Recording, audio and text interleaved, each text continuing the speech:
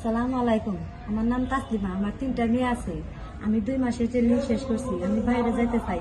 বাসা বাড়ির কাজে আমি ঘর পরিষ্কার করা, তারপরে জিনিসপাতি পরিষ্কার করা, বাচ্চা কাচ্চা থাকা, বৃদ্ধ মা বাবা থাকা, সেগুলো কাজ আমি করতে চাই।